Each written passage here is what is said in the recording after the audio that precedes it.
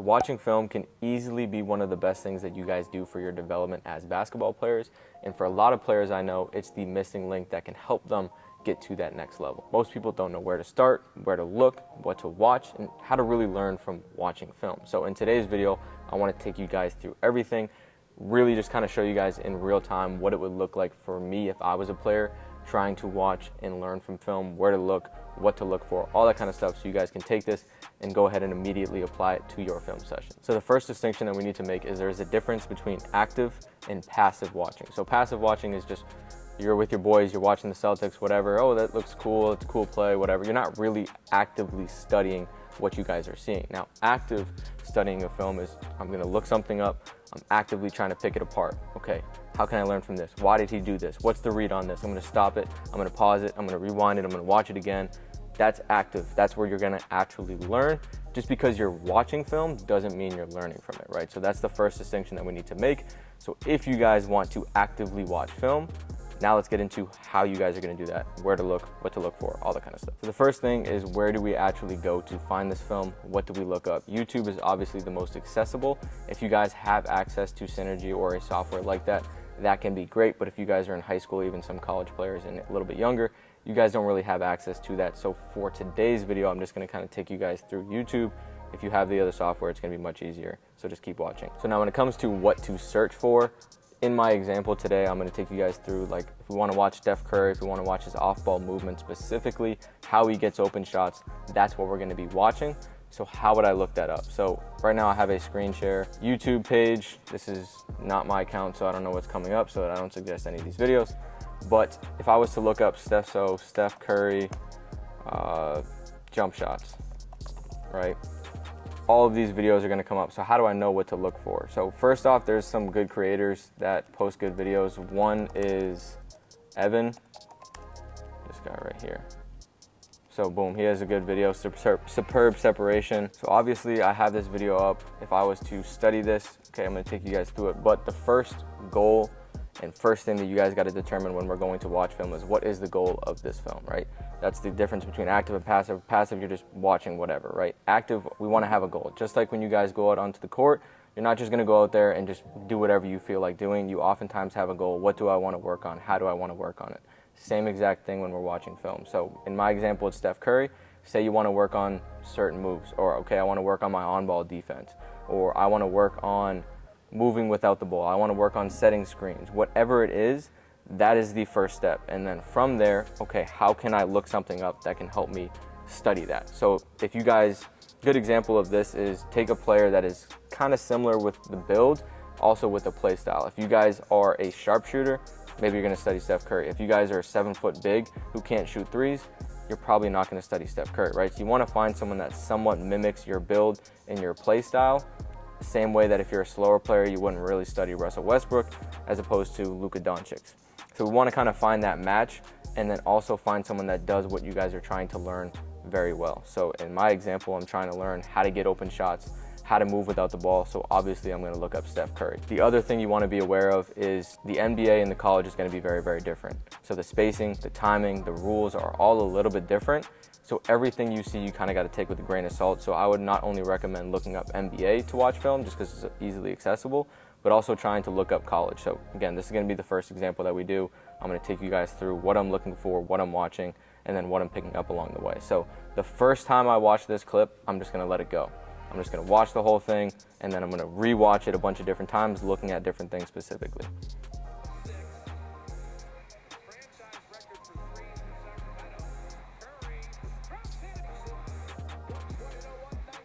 Okay, so obviously this is kind of more so of a highlight. You drop somebody, it's not gonna happen often, but let's see if I can see anything else. It's kind of a short clip, but he sets a screen, they double team, and he rolls, right? So oftentimes players who are good at shooting, they just want to space out. They don't want to set screens. They just kind of stand in the corner. One thing that Steph does really well is he does a good job of setting screens. So especially in this situation, okay, let's look at the time. Let's look at the situation. We have KD with the ball. So I'm not only looking at the play, I'm looking at the situation as well. Golden State's down by 3. 3 minutes left, Kevin Durant has the ball. Good chance they're gonna wanna double him, or they're gonna wanna double Steph. And if they leave any of them with an ISO, it's gonna be good. So Steph, has a good IQ, okay, let me set a screen, see if I can either get a switch or one of us is gonna get an ISO and we try to create a 3 or just an easy shot. Now luckily they kind of doubled, set a good screen, he jabbed, guy kind of fell, so it's obviously an open shot. So that's kind of just the first thing that I'm thinking of. Okay, what did he do? Why did he do it? Time, score, all that kind of stuff. So kind of a basic play. We'll go to the next one.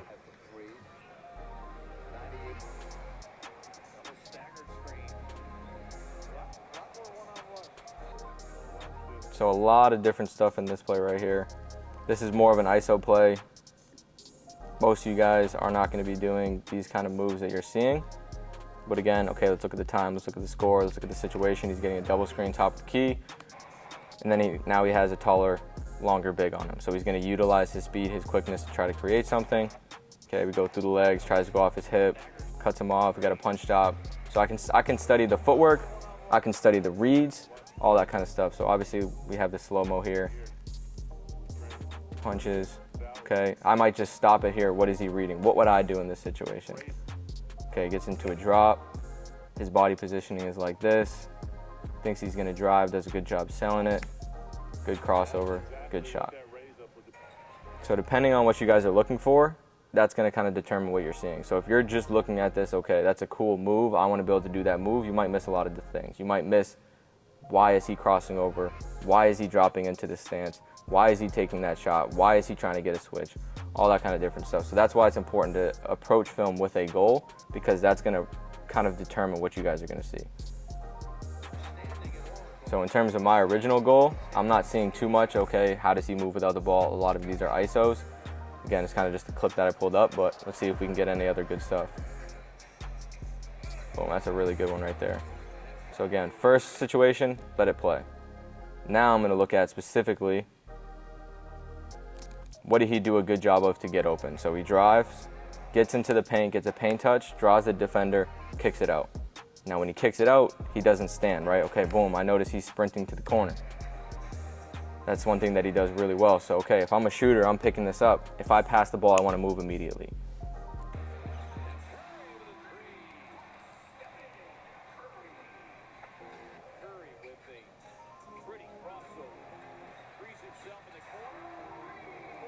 So in terms of my original goal, that's one thing that I can pick up. Now, if I was looking at more, say, reads or footwork, I might be looking at something completely different. But in terms of my goal, what I wanted to learn, boom, I just picked that up. I just learned something new. All right, so as I'm going through this, obviously, I try to pull up a video that I know wouldn't, for the most part, get copyrighted. So if I was watching this, okay, this is my goal of watching this. I want to learn how he moves without the ball. I want to know how he gets open shots off the catch. Maybe this video isn't good, so I'm going to go exit, boom. Maybe I try to find a different clip. Maybe I change my search. So as you guys can see, by any means basketball right here, how to get open like Steph Curry. Boom, that's a good video. Watch. I'm going to take notes. I'm going to study it. I'm going to rewatch it. All that kind of stuff. So now we're going to go and do another example where I'm going to have Alex pick something, and I'm going to show you guys exactly how I would, okay, based on the goal, this is what I'm going to search, this is what I'm going to look for, this time I'm going to watch it. So with that said, Alex is going to pick something, and then we will get into it. How do I watch a play, or how does a player watch an entire play and learn from anybody that's on the court at any given time? Right. All right, so that's one thing that I did early on as a trainer, but as a player as well. So I'll show you guys in YouTube here what I would search to try to find something like that, and then I'm gonna go to Synergy and just use that just because it's easier, it won't get copyrighted. So oftentimes, especially if you guys are, say, in college or in high school, I would use college film to do that. So the best way to do that is search full game and then like NCAA March Madness. So let's go, typing is trash right now. Full game. See if we can pull that up. So boom, Virginia 2019 versus Texas Tech, full game, hour and 45 minutes. There's also the D2 National Championship, and I'm sure you guys can find D3 as well. So there's no shortage of film and things to study out there. So now I'm just gonna pull up the exact same game, 2019 National Championship on Synergy, and I'll take you guys through, say, like the first 5 plays, exactly what I'm looking for every player on the floor. All right, so here we go. This is the start of the game, this is tip-off, so I'm gonna kind of take you guys through every play. So again, first clip, we'll just watch it through, and then we'll go back and then we'll watch each player specifically. The other really good thing about film is it activates something called mirror neurons. So literally by you watching, it's actually kind of doing the exact same thing in your body without you doing it. So you're essentially learning things without actually having to do them. So that's a really good benefit to it. And obviously you're going to build your IQ, you're going to improve your reads, you're going to be a smarter player, which is going to translate tremendously as you guys continue to do this consistently. So that's great defense by Virginia. Let's kind of take it through. So first possession, let's watch the point guard. So let's just kind of observe what he's doing. He's obviously, they're getting into a set here in the first play, so he's doing a decent job handling pressure. Notice he's keeping the ball on his back hip, keeping his body between the ball and the defender. Keeps his dribble alive until he passes it. So now it looks like he's going to get into a screen. Does a good job kind of taking him away, relaxed. Coming off the screen tight. Gets the ball in a decent spot. Again, doing a good job handling pressure. Again, just paying attention to this one guy. Okay, paying attention to how he's moving, where he's moving. Doesn't get anything. And then he's kind of just standing off. Okay, so we can go through the whole thing again. Watch one of the big guys.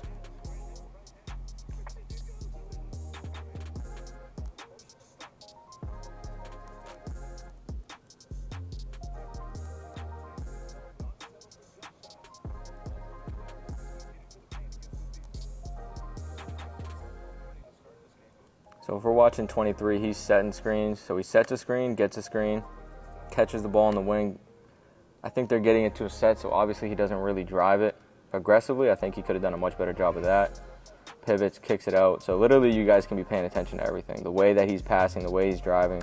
Boom, pivot, passes, spaces out corner, ready to shoot. Now he's coming to set a screen, getting the ball.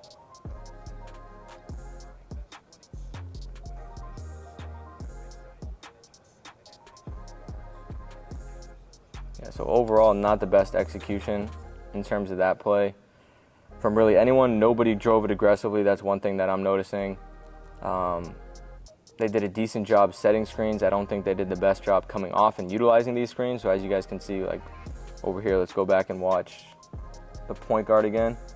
Kind of just comes off the screen kind of soft. Comes off this screen kind of soft. Doesn't really run him into it. Again, because of that, they don't really get anything. No one's driving it aggressively, so they get a fadeaway corner shot that barely hits the rim. So not a good possession. So now let's watch Virginia's first possession here and do the exact same thing. So first play, let it go through, see if we notice anything. There again, they're getting into a set as well.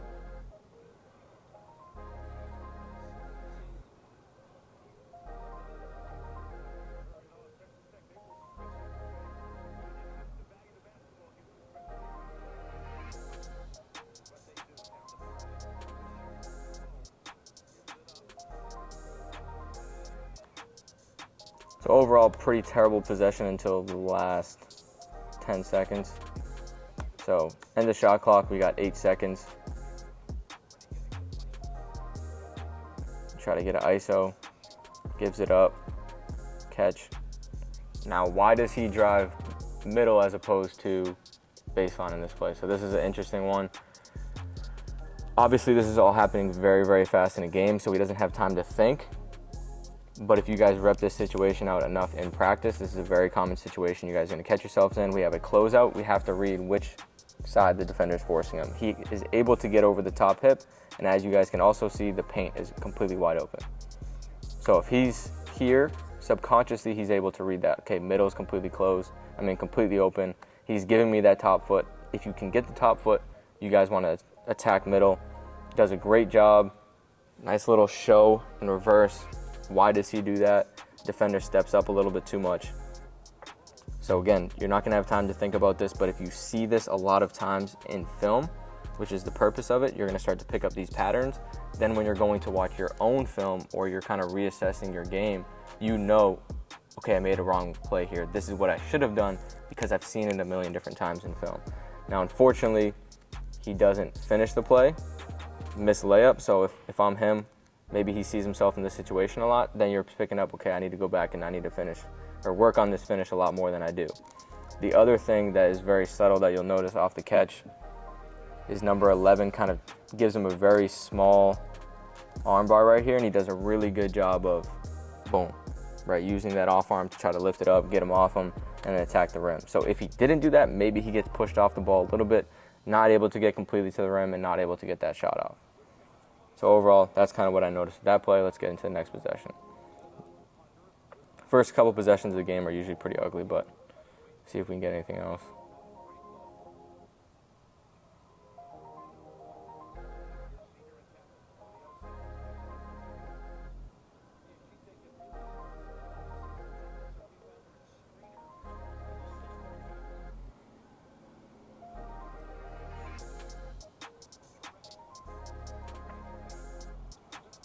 Okay. Again, not the prettiest possession ever, but some good stuff we can learn from. So we got 32 here in the post. I think he could have done a much better job. One thing that I would have done if I was him. Right here, he's in front of him, so he could have sealed him and literally just got a pass right to the rim for a layup.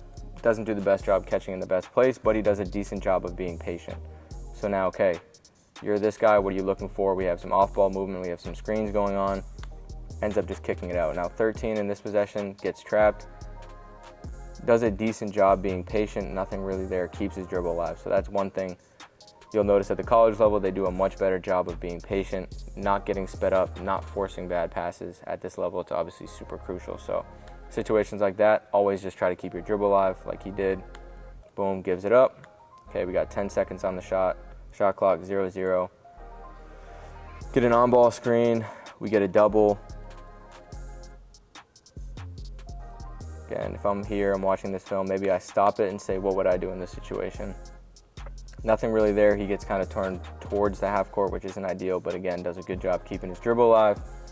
We got 5 seconds on the shot clock. Not the best spacing, but he kind of makes something out of nothing, throws up a junk shot, 2 seconds left. But so one thing you also notice as we're watching this, if you guys were to just pull up the highlights of this game, it would probably look a lot better, right? You're looking at all these highlight moves, you're looking at all these great things that worked out really well, but you guys can learn just as much from the things that didn't work as opposed to things that did work. So you could be like, why didn't that work? What should he have done instead? What would I have done in this situation?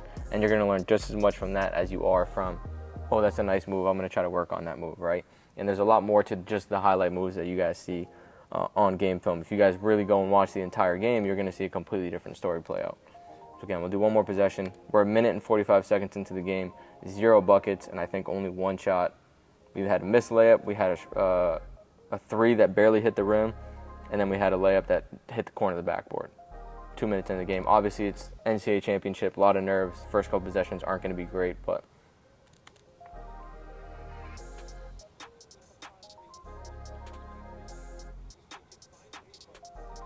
boom. So this is a great possession right here that we can learn a lot from. So they get into a set. So if you guys are a point guard, maybe you're paying attention. Okay, what is this set?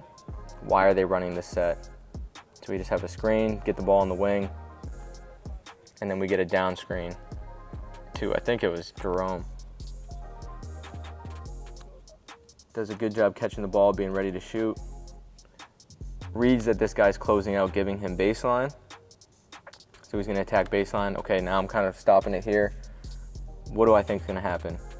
He could get a kick out to the corner, or if this guy goes to the corner, he picks up ball, he's gonna kick it out to 25, right? So you're kind of just going through these situations in your head, practicing what would I do? What do I think is gonna happen? How can this play out? And then as you guys see, he reads this guy going to number 5. That's an automatic passer right there, does a great job. This guy does a really good job of spacing.